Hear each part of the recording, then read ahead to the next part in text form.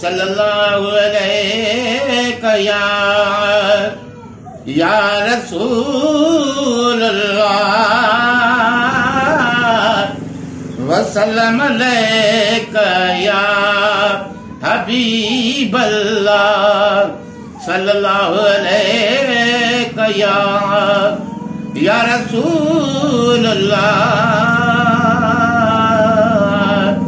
वसल्लम अलैका या हबीबल्लाह।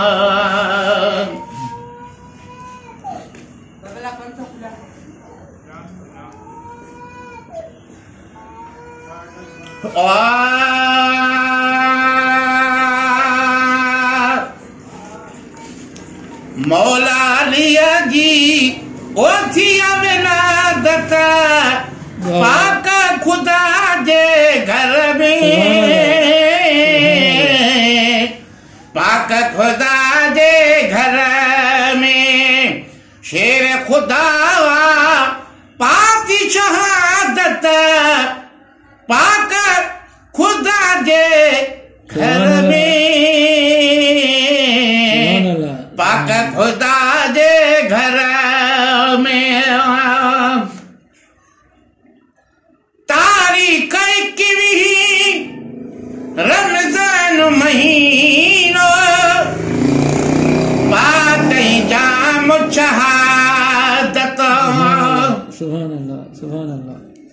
तारीख 21 रमजान महीनो पातई जाम शहादत।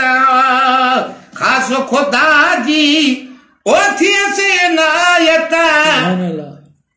पाक खुदा जे घर में, पाक खुदा जे घर में शेर खुदा ओ पाती शहादत पाक खुदा जे घर में, पाक खुदा जे घर में। अली त आहे शेर खुदा जो सुभान अल्लाह। काफर भी कंबदा ओली तो आहे शेर खुदा जो काफर भी कंबदा ओ कभी काफर खे ना है ताकत पाक खुदा जे घर में, पाक खुदा जे घर में शेर खुदा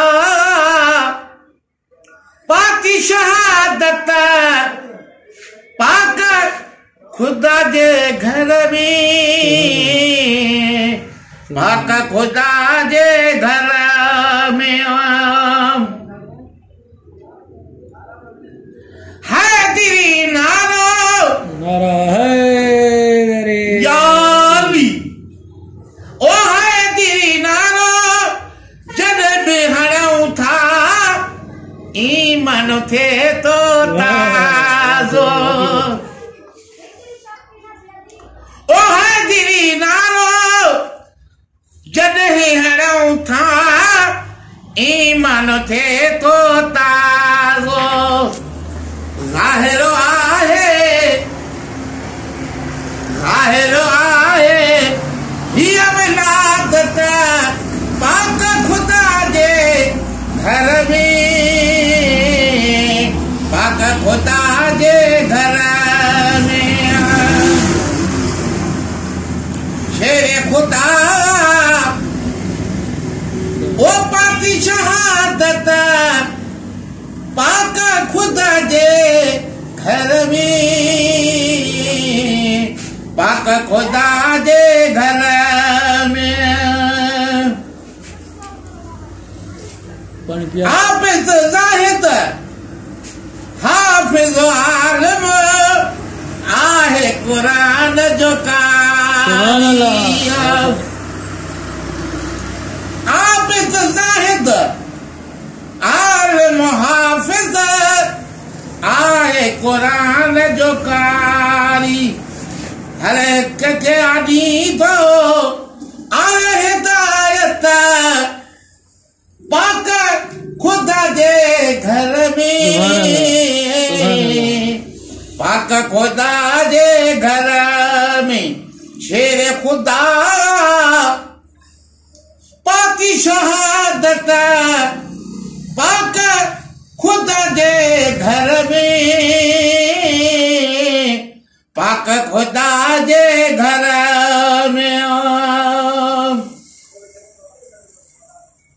सौट से गोवा सोहरे नबी जो अम्मा खातून जो वरोवा सुभान अल्लाह। सौट से गोवा सोहरे नबी जो अम्मा खातून जो वरोवा बुलंद बाला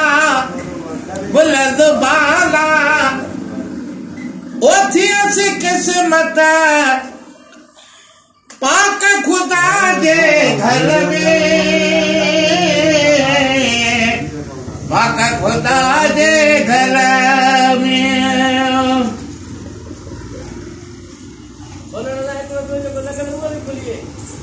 हर एक जी दिल के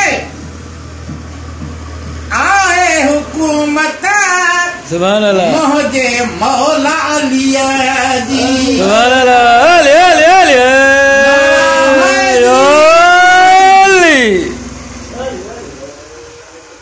हर एक जी दिल दे आए हुकूमत मोहजे मौला अलिया जी पंजला बासी ओ पंजला बासी मिलिया अमानत पाक खुदा जे घर में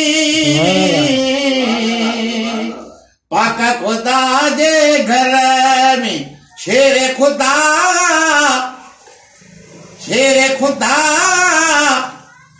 ओ पाकी शहादत पाक खुदा जे घर में